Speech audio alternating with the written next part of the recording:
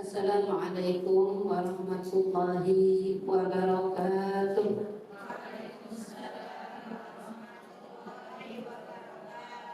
Bismillahirrahmanirrahim. Alhamdulillah. Alhamdulillahilladzi yarfa'u bil ilmi man yasha wa bil jahli yahfidu man yasha. Wassalatu wassalam ala sayyidina wa maulana Muhammadin al-Mustafa wa ala alihi wa ashabihi ahli sidqi wal wafa, amma ba'du. Yang sama-sama kita hormati Bapak Ketua DKM Masjid Jami Al-Ikhlas Komplek Villa Anggrek, kita doakan mudah-mudahan selalu diberikan sehat walafiat.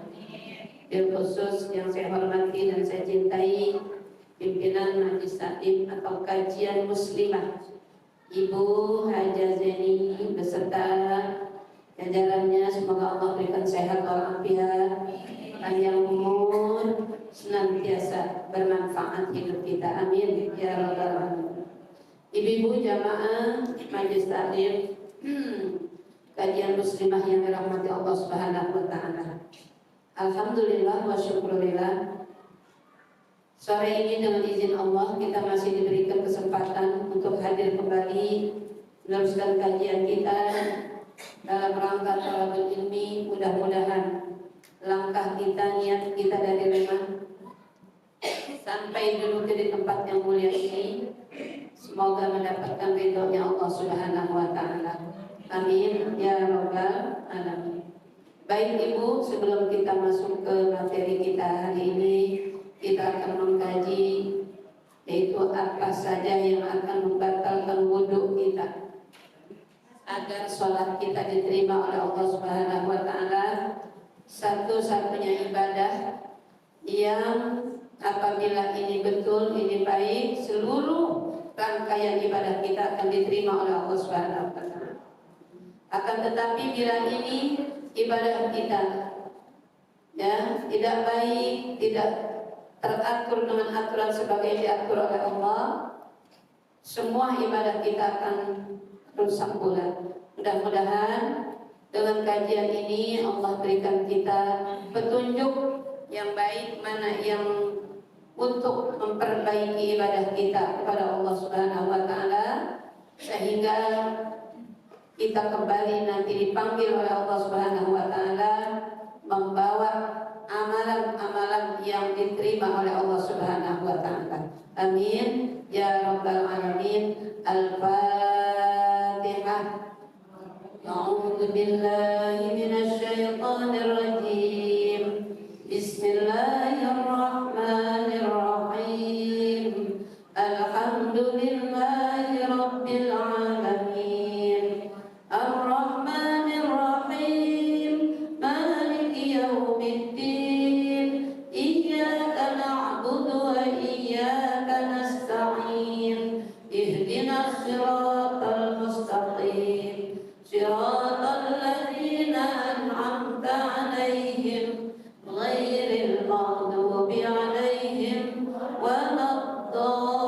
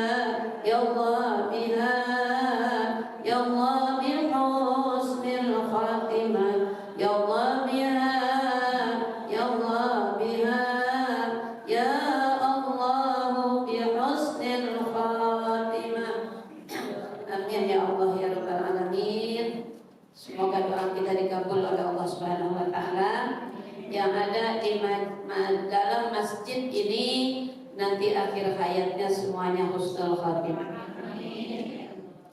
Karena doa yang tidak akan ditolak adalah di tempat atau di majelis ilmu. Apalagi hari ini double, sudah majelis ilmu, masjid Ibu ya. Ini rumah Allah ya. Minta Ibu punya kebutuhan apapun, apabila masuk ke dalam masjid ini, ya Allah ya Rabb, beri aku petunjuk untuk hidup yang lurus. Jangan sampai hidup kita tersesat. Minta sama Allah, doa kita tidak akan ditolak pada Allah Subhanahu wa taala. Baik Ibu, kita langsung saja ke materi kita, hal yang membatalkan wudu. Hal-hal yang membatalkan wudu ialah satu, keluar sesuatu dari kubul dan dubur meskipun hanya angin. Hal ini sesuai dengan firman Allah Subhanahu wa taala. Bismillahirrahmanirrahim. Au jaa ahadun minkum minal ghaid. Ini surah An-Nisa ayat 43, menerangkan bahwa apa saja yang keluar dari dubur atau kubul. Apa kubul Bu? Ibu, dubur apa dubur? Ya, masa nggak kenal, anak TK aja kenal. Iya, lubang depan dan lubang belakang, itu aja udah gampang Ibu ya. Ini Allah yang menerangkan dalam Al-Quran surah An-Nisa ayat 43. Ya, atau datang seorang di antara kamu dari WC, dari kamar mandi, ya, ngapain? Pipis atau buang air besar. Dengan keterangan ayat ini jelas bagi orang yang datang dari WC, dari kamar mandi, kalau tidak ada air, hendaklah ia bertayamum. Berarti buang air itu membatalkan wudhu. Ya.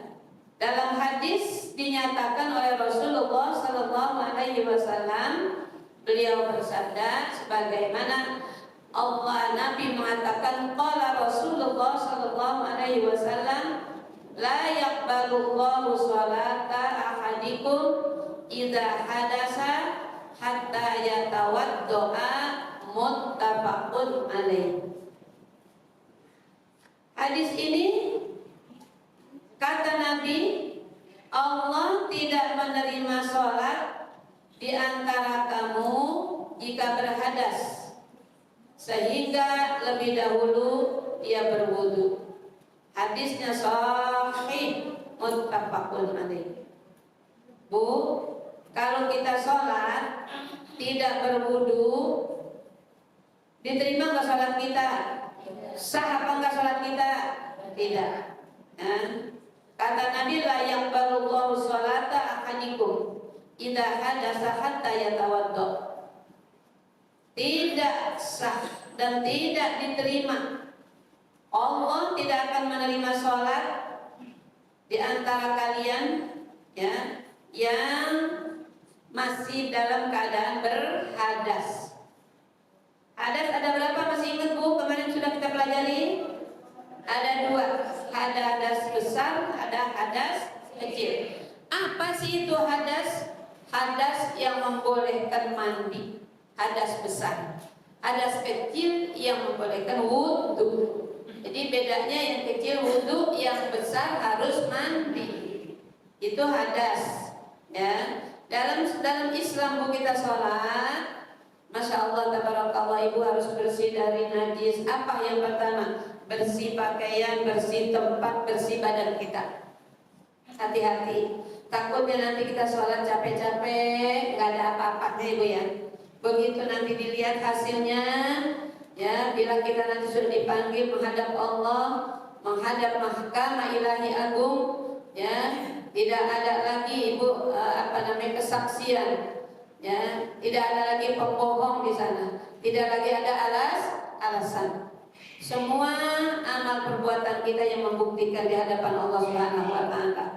Maka pada hari ini Umi ingin mengajak ibu-ibu semua, silakan kita hidup di dunia, nikmati Allah yang merintahkan wa amma bi ni'mati rabbika fahaddits. Apabila kalian kasih nikmat Allah, ya fahaddits. Apa itu? Ceritakan, nikmatin, jangan diem aja, ibu ya. Bu, kalau dapat rezeki dari Allah, dinikmatin. Dan di situ ingat ada rezeki orang lain. Siapa? Ya, kata Allah, in tuqridullaha qardan hasanan yudha'afu lahum wa lahum ajrun karim. Siapa yang bisa minjemin Allah, meminjamkan Allah, bukan berarti Allah butuh. Kalau kita minjem berarti butuh. Ini bahasa Al-Quran, ya. Kalau kita punya rezeki, Allah katanya minjem. Allah minjem, Allah butuh enggak? Allah. Ini bahasa Al-Quran. Meminjemi di sini artinya kalau kita dapat rezeki di situ harus berbagi. Ada yatim, ada du'afa, ya, yang kita harus berbagi, terutama keluarga kita sendiri. Kalau ada keluarga kita yang mungkin ekonominya di bawah kita, sedekah jangan jauh-jauh dulu. Bukannya nggak boleh kesana sini, bukan ya. Tapi yang dekat dulu. Ya. Nanti ibu, kalau kita sudah jalani semua perintah Allah, hidup ini sebentar ibu, sebentar. Tolong ayo mari kita sadari, nggak lama bu. Nabi mengatakan umur umatku baina sittin wa sab'in, kata beliau. Umur umatku antara 60 sampai 70. Kalau ibu sampai 60 umurnya, di masa muda berapa puluh tahun? 25 sampai 30. Itu makan enak, betul bu? Penyakit masih jauh, masih langka. Makan pete sama peda nggak berubah, iya bu. Makan sate 10 tusuk nggak kenapa-napa, 25 sampai 30. Tetapi bu, yang sekarang membuktikan bukti sekali, nggak pakai nungguin 70, 60, 30 dan yang stroke ibu. Ada nggak? Iya, makanya hati-hati. Ini masa nikmat yang Allah berikan di masa 25-30 itu makan enak. Begitu masuk umur 40 sate dibatasin. Apalagi udah mulai datang asam urat. Apalagi kolesterol, darah tinggi, diabetes, gula darahnya naik. Nah, udah mulai. Tanya diri kita, berapakah kenikmatan yang kita rasakan di dunia ini? Ya, sedangkan nikmat yang nanti Allah sediakan di akhirat kekal abadi, nggak ada batas, ya, tidak ada waktu sekian. Dari mana tahu nih? Al-Quran. Kalau kita mau mengkaji Al-Quran, yang padu indakum wa man padu inda kata Allah. Apa yang ada di sisimu semua pasti bakal lenyap. Yang ada di sisi Allah itu yang tetap. Ayo, kita ini kenapa Umi pilih Piki? Kenapa biar ibu sholatnya?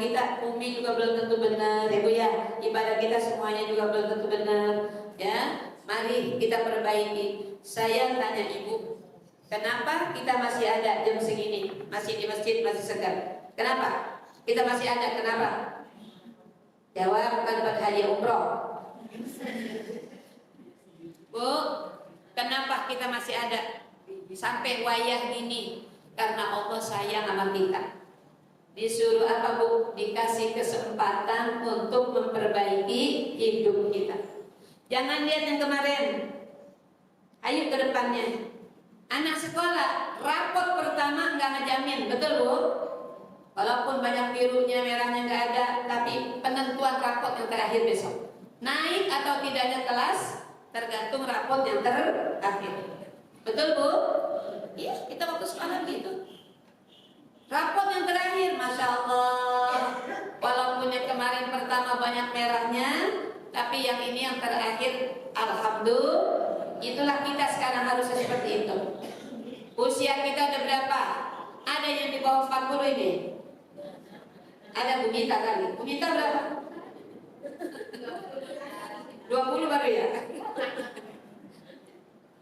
Ayo. Kita ini budi sudah sama Allah. Surah Al-Ahqaf. Allah bilang apa, Bu?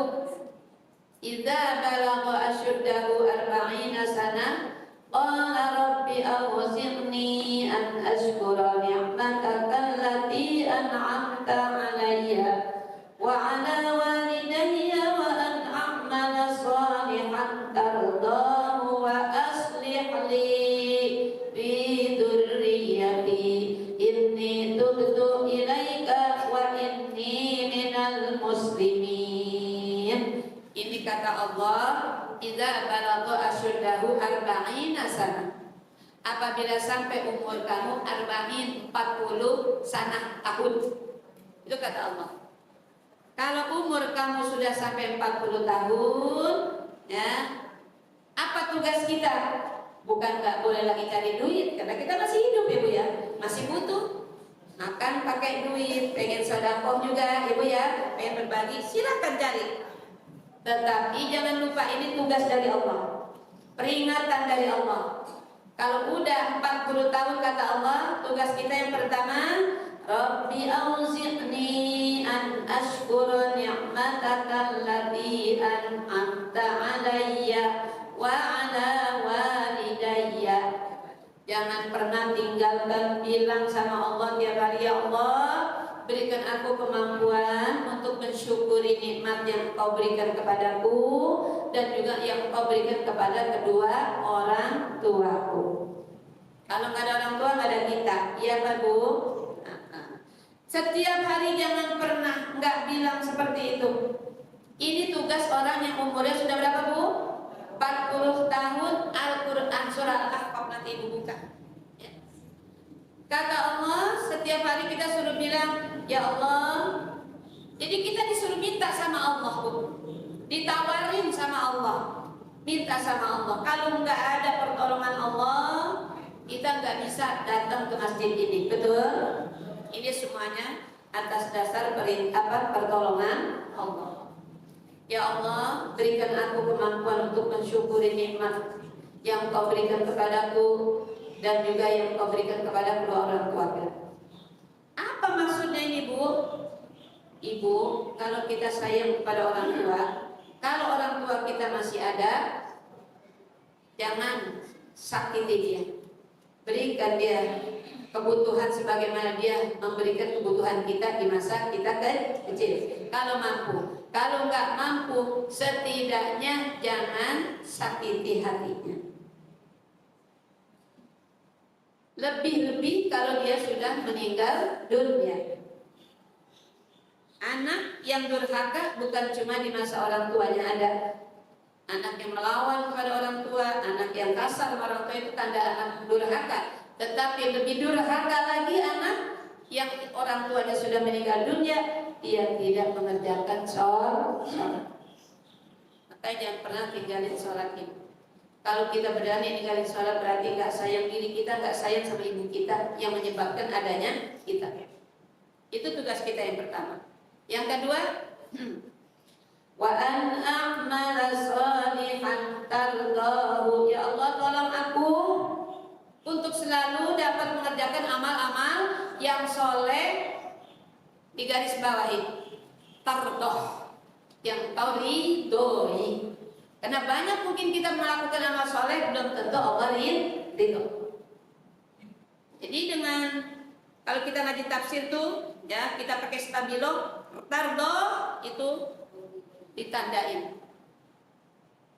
Ya Allah, berikan aku kemampuan untuk melakukan amal-amal yang soleh, amal-amal yang Engkau ridho. Amal soleh banyak kita, belum tentu Allah ridho. Ketiga apa? Wa aslih li fi dzurriyyati. Ini tugas kita minta sama Allah. Kita udah punya suami, kita udah punya anak, bahkan kita udah punya cucu, yang menantu, ya. Wa aslih li fi dzurriyyati. Di kalangan keluarga ibu enggak semuanya sama. Mau keluarga siapapun dia, mau kiai, mau ulama, mau ustazah, mau ustad, semuanya di kalangan keluarga enggak sama. Kadang anak ada yang keras, ada yang lembut, betul Bu? Dengan sesama saudaranya ada yang berselisih, ada enggak gitu Bu?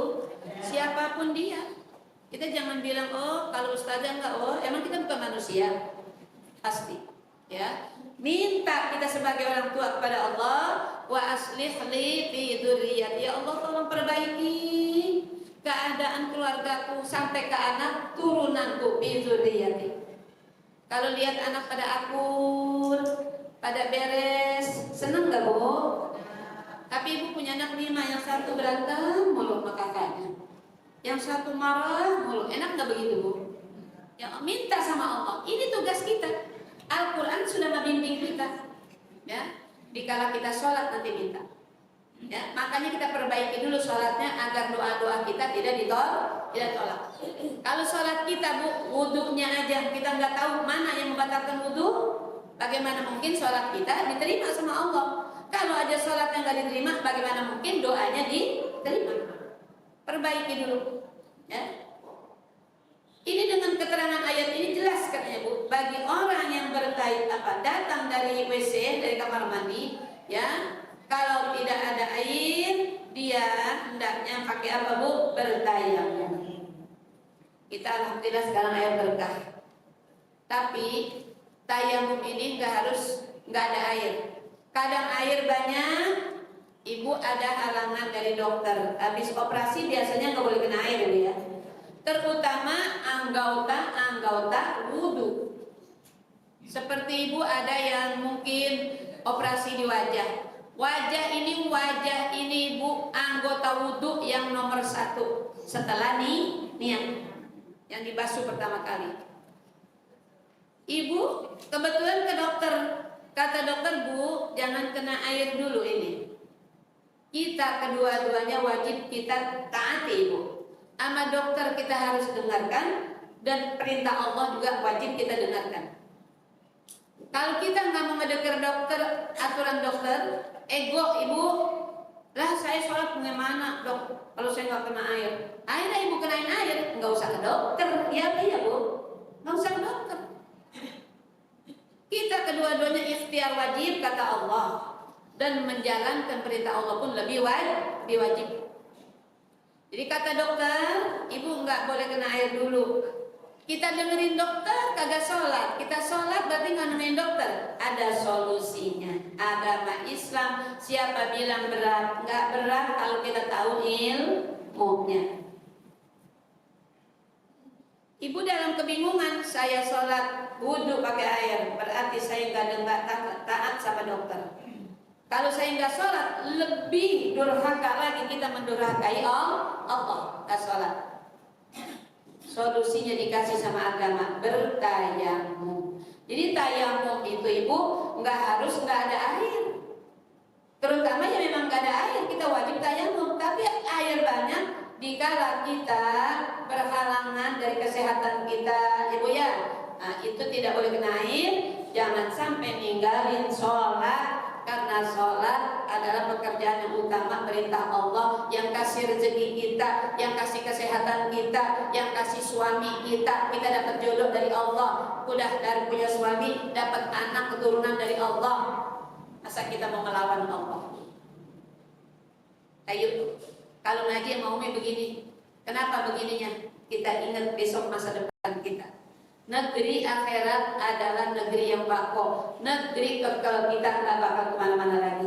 Negeri dunia bakal kita tinggalkan.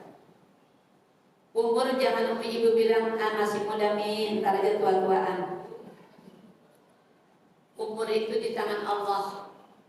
Kalau yang udah sampai perjanjiannya Allah yang menentukan, nggak nungguin tua, nggak harus sakit dulu. Sakit bukannya Bu tanda orang mau mati. Tua bukan berarti mati duluan. Kemarin Tempat Umi ngajar dari Rabu pagi, Majlis Taklim Miftahul Jannah.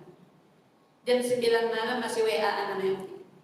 Ini doa ini, terima kasih doanya Mi.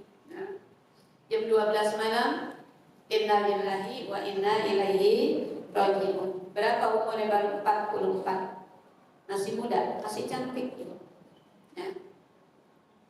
Mungkin Umi waktu itu di WA lagi, cuma karena kita udah tidur Ibu.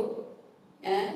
Dan Umi kalau bangun malam juga nggak pernah buka-buka HP, cuma bukanya dari jam aja. Karena kalau lihat ke jam dinding, matanya masih rabun Ibu ya, belum jelas. Kalau HP kita buka kan terang Ibu ya.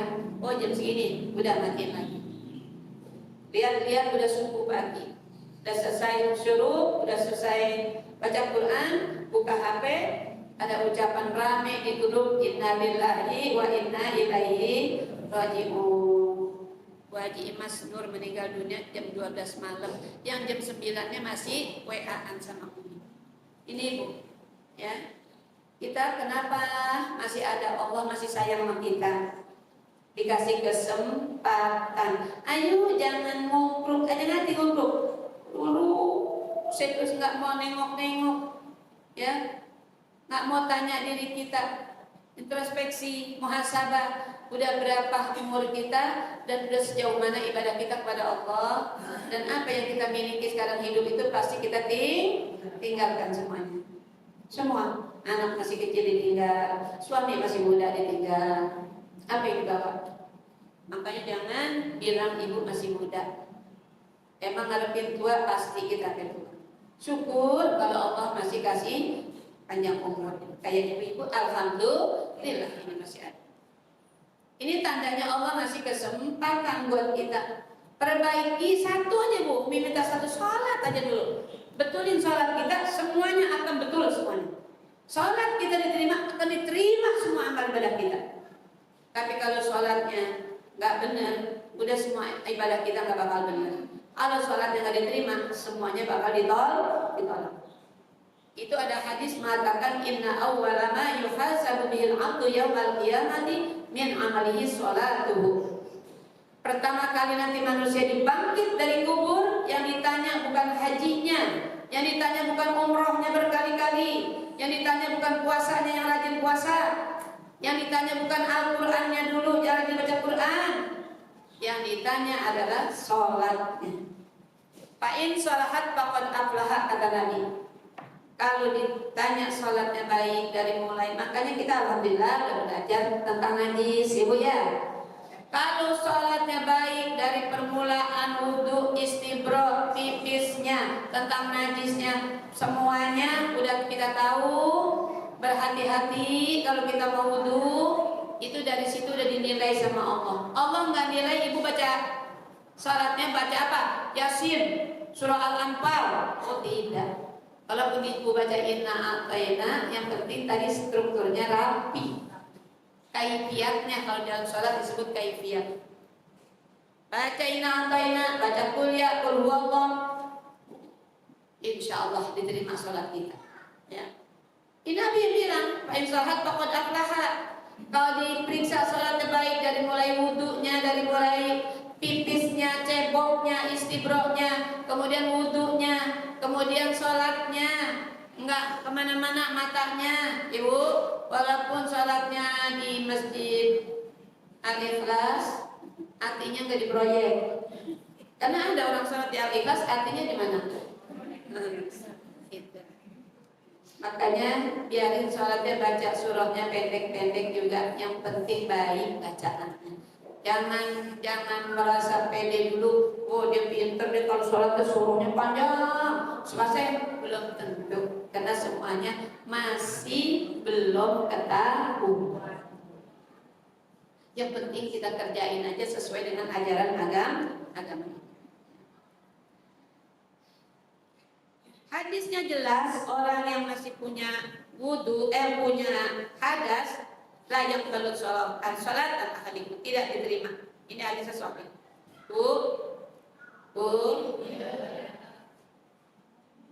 Batal wudu. Ini suka ada perselisihan. Kenapa? Menurut pengalaman Umi, tahun 2012 2002 haji yang kedua, membimbing jamaah di Al-Furqan. Ada satu kelompok lagi dibimbing sama pembimbing almarhum Kiai Mukhlis Sejati pas suaminya. Dia bilang cuma sepasang suami istri. Pak Ustadz, emangnya kalau suami istri nyenggol, ibu paham gak nyenggol? Nyenggol suami tanpa ada alas kain, ya, kena kulit sama batal, kata Pak Ustadz. Kata dia, kami tidak Ustadz, kami tidak batal. Walaupun kami menjamah suami, ya mau ciuman mau apa nggak batal. Nah inilah orang yang luas wawasannya, ilmunya. Almarhum Bapak Kiai Ahmad Mukhlis Thayyib menjawab dengan apa ibu? Dengan ringan, ya. Oh kalau ibu berpendapat seperti itu silahkan. Buat ibu memang gak bakal.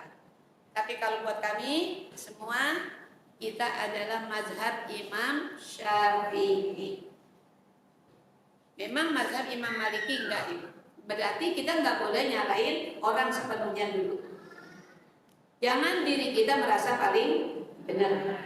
Selama 4 imam ini tidak keluar, semuanya beres diterima sama Allah. Nggak boleh nyalain satu sama lain.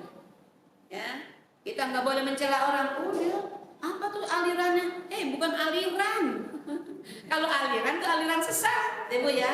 Kayak Syiah, ya bu ya. Wahabiyah itu aliran. Kalau ini imam yang 4 dia sepakat. Imam Syafi'i, Imam Hanafi, Imam Maliki, Imam Hambali. Selama masih 4 tidak keluar dari 4, tidak jadi masalah.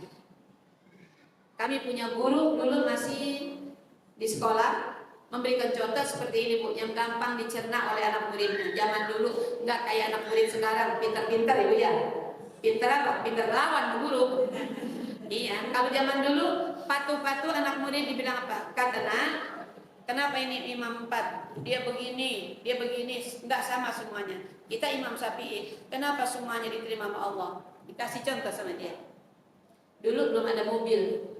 Dulu jarang mobil ada di Jakarta, di sini nggak ada. Oasi itu datang tahun berapa tuh dulu bu, saya ingat.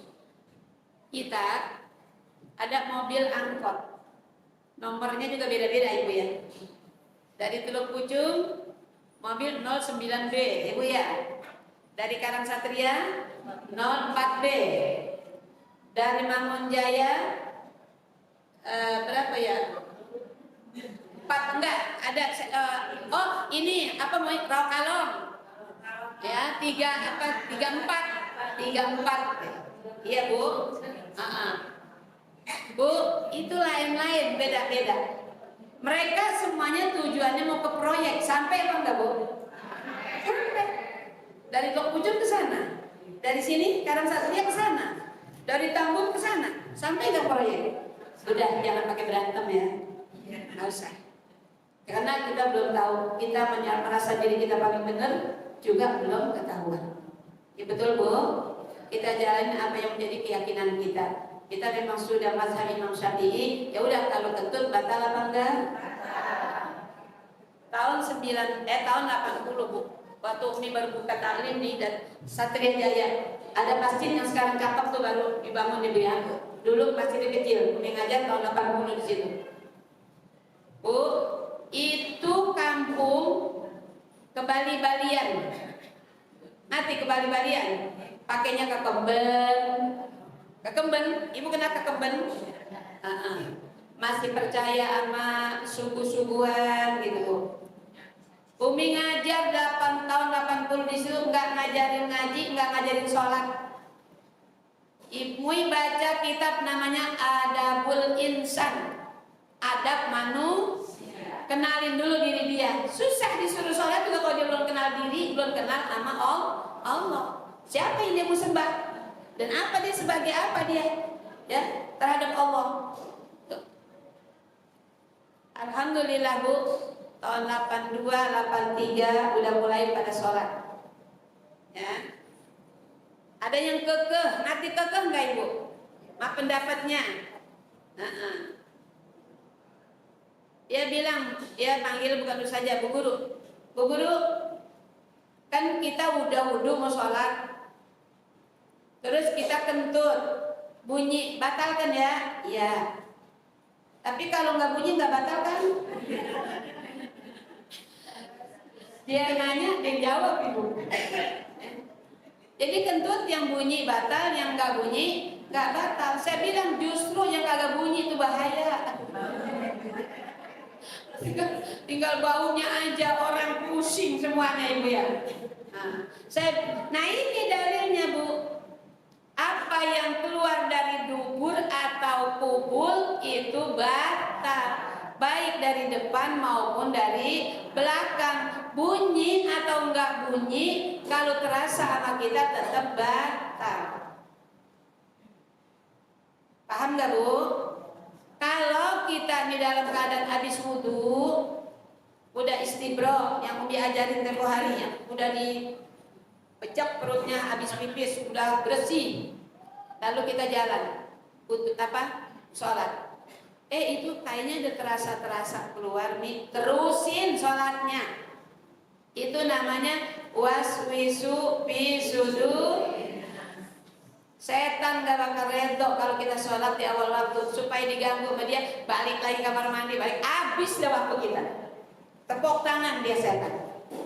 Tapi kalau kita emang belum istibro, kencingnya begitu aja, ya begitu aja dah, nggak istibro apa, pasti di dalam sholat kita ada anggota, ada olahraga yang paling positif dari rukun ke rukun. Gerakan olahraga di dalam sholat, gerakan yang sangat positif. Dari ruku bangun i'tidal, dari sujud bangun berdiri. Kalau nggak istibro di saat itu, keluarlah dia tali air yang tidak bersih di kita. Tetapi kalau kita udah istibro, ini sebenarnya udah dijelasin mau ya pada kita waktu kita bab tentang Ibu najis Ibu ya Bu. Tapi kalau kita udah istibro, terasa ada yang basah di paha, itu air namanya Bu? Bukan air dari vagina, itu namanya air transit. Nah, Ibu kenal kan transit? Nah, habis cebok tadi harusnya dielap, keringin. Kalau nggak dielap tuh ada yang transit di situ tuh, ya. Ntar kita lagi sholat terasa, karena ada gerakan-gerakan paha beraduk, terasa bas, terusin sholatnya, sah Ibu. Kalau kita batalin, wudhu lagi, ntar terasa lagi basah, terus setan nggak akan berhenti Ibu menggoda kita. Ya, paham Ibu? Karena setan udah janji sama Allah, dia buat menempatin di neraka selama-lamanya bersama wanasi ajmain. Ya, dengan manusia semua. Siapa manusianya? Yang tadi kena terus dibujuk oleh setan. Kita perbaiki sholat kita, insya Allah aman, yang lainnya mudah-mudahan diterima oleh Allah Subhanahu wa Ta'ala. Jadi orang yang batal tadi mau bunyi, mau enggak, orang yang buang angin, bunyi atau tidak, batal enggak Bu? Batal semua. Kemudian Umi, kalau kita keluar sesuatu, ada perempuan katanya Bu yang curhat sama saya, keluar keputihan. Nah, keputihan ini nggak wajib mandi, tapi wajib dibersihin. Karena keputihan ini cuma najis. Biasa orang suka kecapean, itu ada keluar itu. Ya, tapi kalau Ibu keluar mandi, ya dengan syahwat, itu wajib mandi. Kalau kita nggak mandi, nggak sah sholat kita, Ibu. Yang kedua, siapa yang batal wudhu, hilang akal, karena gila, pingsan, mabuk, atau tidur nyenyak. Ibu dari maghrib nunggu ke isya.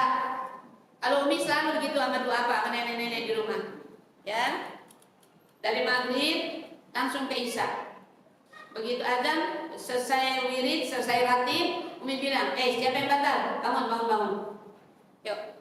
Walaupun cuma tidur-tiduran, takutnya nggak tidurannya pules. Tapi kalau duduknya begini Bu, Ibu duduk, misal Ibu lagi baca Quran atau lagi zikir, duduk begini, kan suka gitu Ibu, itu nggak batal. Kenapa? Duduknya. Dari duduk. Ya. Kalau ibu nyender, batal enggak? Dan siapa tahu dia nyeplos tadi, ya. Pokoknya kalau duduknya begini rapat enggak batal. Kalau ibu cuma begini, kecuali ngorok dah, ya. Itu batal. Kalau ibu ngorok tidurnya walaupun duduknya begini itu terlalu nyenyak, ibu ya, batal itu. Mana dalilnya bu? Sabda Nabi Sallallahu Alaihi Wasallam, an Muawiyah qala qala Rasulullah Sallallahu Alaihi Wasallam, al ainu wika'us sahih. Fa idza namatil ainani istalaqal wika'u. Rawahu Tabrani wa zada wa man nama falyatawaddo.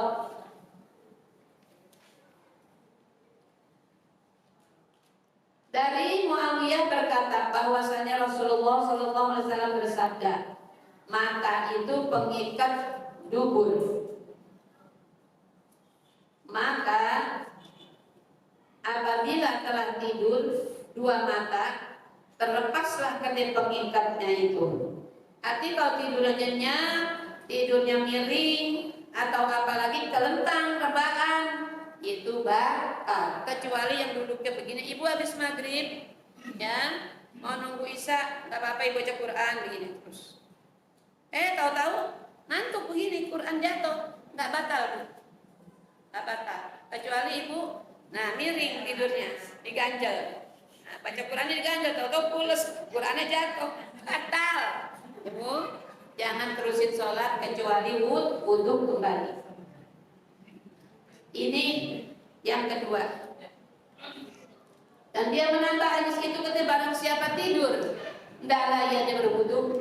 Kalau emang tidurnya nyenyak, udah putuskan kita untuk berwudu kembali. Walaupun ibu yakin saya enggak apa, karena tidur ada saksi. Kadang ada yang bilang, kamu tidur tadi, ibu ya, kamu pulas tidurnya ngorok, udah batalin. Artinya yakinin kita wudu kembali. Kalau kita nggak wudu, khawatir kita tadi tidur nggak terasa.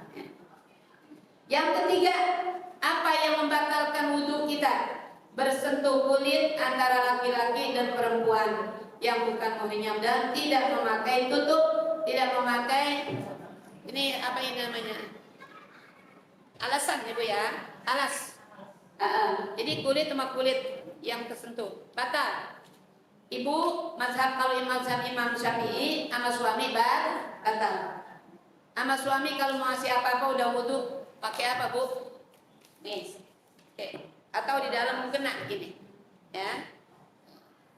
Jangan gini. Kalau kecolek, saya sering rugi ibu kalau ngaji Al-Furqan dulu waktu Umi masih gagah, masih sehat, ya. Umi kalau nggak ada yang nganterin, nggak ada yang bawa mobil, nggak ada yang motor, naik kuasi. Itu giliran bayar tuh, bayar sama supir kuasi, kecolek sama dia, dah hilang tadi lupa, batal kita, ya. Karena di sini dasarnya jelas, ya, dasarnya mana? Dasar jelas firman Allah Subhanahu Wa Taala dalam Al-Quran, aula maskumun nisa. Ini surah An-Nisa lagi ayat 43. Ya, atau bersentuhan dengan perempuan yang bukan muhrim, atau kita perempuan dengan laki-laki yang bukan muhrim. Jadi kalau ibu merasa mazhab Imam Syafi'i sama suami batal, ya, kecuali tadi yang sudah Umi ceritain, ya. Kalau ibu sholat mengikuti mazhab Imam Syafi'i tapi ibu bersentuhan dengan suami, ibu beranggapan gak batal, sia-sia ibadahnya. Paham ibu ya? Ini supaya ibadah kita benar-benar diterima oleh Allah, walaupun bacaannya yang pendek-pendek. Ya bu? Ya. Kalau mau sholat itu walaupun kita jadi, makanya bu, kalau DKM, kalau memilih imam bukannya dia keadilan, bukannya dia sok gini-gini, emang harus begitu pilih imam yang bijaksana. Iya bu ya? Bukannya cuma pinter dimilih. Dia pintar baca Qurannya fasih, ya, kemudian tahsinnya juga masya Allah, tahfiznya. Tetapi dia baca maghrib, baca yasin, malam Jumat ya. Ya Allah, yang di belakang ini bu, ada orang yang nggak sama. Apa maksudnya? Ada orang yang tua kagak kuat lama, ada orang muda tapi penyakitan, ya Bu. Ada orang muda sehat tapi dia banyak urusan. Biar bijaksana jadi imam.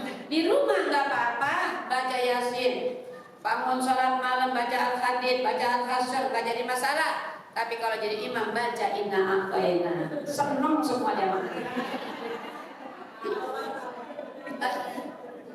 Kalau kita jamaah pada seneng, pahalanya nambah tuh. Ya.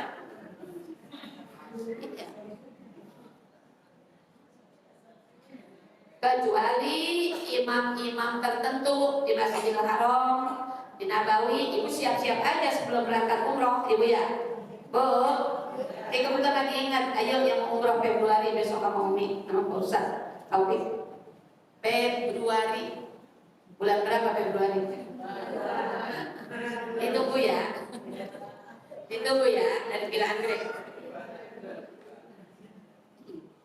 Bu, kalau di Maharam kita sholat, karena menurut Umi, pengalaman Umi, pernah juga malam Jumat itu baca surah Yasin. Udah pada kalang kabut, Bismillahirrahmanirrahim, Yasin. Yang di belakang, ya Allah, Yasin. Nggak tahu cuma 3 ayat. Cuma 3 ayat. Seringkali di Masjidil Haram kalau malam Jumat sholat maghribnya kul ya sama kul huwallah. Bijak namanya ibu. Orang kan yang begitu banyak haji umroh, ya Bu ya, banyak kepentingan, ada yang belum makan, ya Bu ya, ada yang belum nerusin tawaf belum selesai, ada yang mau niat mau bikin umroh. Itu imam paling bijaksana. Seneng kita kalau imam gitu ya Bu ya. Kira baca yang banyak aja mulai aja di belakang. Bukannya sholat, itu mempergerutu jadinya. Ya, baik Ibu, masih ada waktu. Yang keempat sekarang. Yang keempat, tersentuh kehormatan. Ya, kehormatan sendiri nih, bukan punya orang lain. Ya. Iya. Ibu pada punya apa enggak? Ini ngomongin kita sendiri, bukan punya orang lain. Punya orang lain haram hukumnya Ibu ya. Yang keempat, tersentuh kehormatan kubul atau dubur dengan telapak tangan atau jari yang tidak memakai tutup. Ntar baru dalilnya saya baca. Sekarang saya terangin dulu. Ibu kalau mandi, nih, terutama Umi Mas suka ngadepin orang-orang kampung ya, ke sana-sana terus ayam pakai anduk, ya Bu. Udah wudhu, udah segala macam, mau keluar dari kamar mandi. Ibu begini-gini, anduknya sobek. Kepegang dan tuh, ya, pinggiran bibirnya. Balik lagi apa enggak ke kamar mandi? Jangan pakai lah, tiba kesenggol ini, udah enggak sah sholatnya, batal berarti, ya. Hati Bu, kalau di atasnya, di atas anduk kita garuk gitu Bu, yakin anduknya aman, kagak nepok. Ya, anduk kan ada yang udah lama Ibu ya. Ya berarti kalau kita gitu-gituin udah nyeplos dia, kena ini nih. Tuh, batal enggak? Hati-hati, yang begini-begini ini bukan apa suka sepele.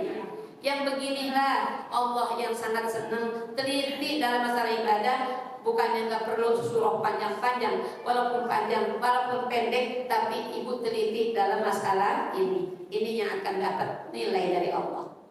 Paham Bu? Jadi kalau habis wudhu ibu pakai anduk, hati-hati, ya. Nanti ibu pengen ngerabah. Kalau di atas anduknya batal apa enggak? Enggak. Berarti itu ada dinding, ada tutup, Ibu ya. Memakai apa yang kita alasan. Mana dalilnya? Ya. An Busrata binti Sofwana radhiyallahu anha anna Rasulullah sallallahu alaihi wasallam qala man massa dzakarahu falyatawadda.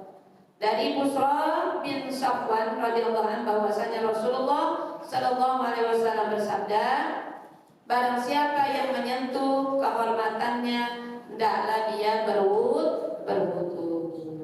Jadi kalau kita menyentuh ya kehormatan kita sendiri, Terus gimana Mi? Kalau kita nih Ibu, pengalaman Umi udah ada yang terjadi begini. Biasanya orang tua punya anak kecil yang udah bisa jalan dituntun, dia pengen pipis bareng sama mamanya di kamar. Suka ada yang begitu. Padahal jangan dibiasain ya Bu ya. Anak emak bareng pipis kamar mandi nggak boleh. Ya, gantian. Urusin dulu anak kita sampai selesai, keluarin dia dari kamar mandi baru kita. Kadang-kadang suka ada yang bareng. Dianggapnya anaknya belum apa Bu? Ya, belum besar, masih kecil. Ibunya udah selesai dari kamar mandi, udah selesai, udah wudhu segala macam. Anaknya ke kamar mandi pipis, terus dicebokin sama ibunya. Ibunya wudhu lagi apa enggak? Wudhu lagi apa enggak? Alhamdulillah, berarti beres ke sholatnya. Wudhu lagi lah, orang harus megang. Iya, punya anak kita itu, ya. Tuh, jadi ibu batal hukumnya, paham Bu? Ya, kita selesaikan ya Bu. Yang dimaksud ketika menyentuh kehormatan itu pada kita ya, baik ya kemaluannya sendiri maupun orang lain, maksudnya bocah, bukan orang lain Ibu. Ntar Ibu kitabnya baca sendiri orang lain ya, laki-laki maupun perempuan, anak-anak maupun orang tua, dubur maupun kubur. Ibu nggak megang depan. Ini emang kalau pikir kan agak porno ya Bu ya. Ibu nggak megang depan, tapi yang gatel belakang. Tuh dubur namanya Bu. Ibu gatel apa Ibu begini-gini? Anduknya tipis. Kesenggol nggak ini? Batal nggak? Ini yang harus dijaga. Insya Allah Bu, saya yakin kalau Ibu jaga yang gini-gini, mudah-mudahan Allah terima ibadah kita ya Bu ya. Kita mah biarin dah, surahnya pendek-pendek juga Ibu, asal kita teliti masalah kebersihan dan wudhu. Semua itu tadi dinyatakan dapat membatalkan wudhu, mau dubur, mau kubul, mau depan, mau belakang, ya. Tapak jari tangannya itu sekalian yang bertemu apabila di hadapannya kedua telapak tangannya, maka itulah yang disebut tapak tangan. Jadi Ibu jangan bilang begini, saya kesenggol ininya nih, belakangnya, bukan ini. Lah kalau nggak ada dia, yang nggak ada dia, nggak ada ini, yang nggak ada ini. Berarti kalau ini batal, ini juga batal. Ya, jangan ngatur-ngatur sendiri ya Bu ya. Saya mah kalau gatal ini aja dah, saya garuk begini aja dah. Gitu. Nah, batal juga. Maka tidak apa Bu, apabila seorang menyentuh ketika kemaluan dengan kulit belakang jarinya, ya. Artinya Ibu, ada yang mengatakan enggak batal, ada yang mengatakan batal. Tapi yang lebih berhati-hati adalah yang mengatakan batal, supaya ibadah kita lebih berhati-hati lagi. Ya, agar harapan diterima oleh Allah Subhanahu wa taala. Amin ya rabbal alamin. Ya, selesai sudah pelajaran kita jam 5 tepat. Silakan.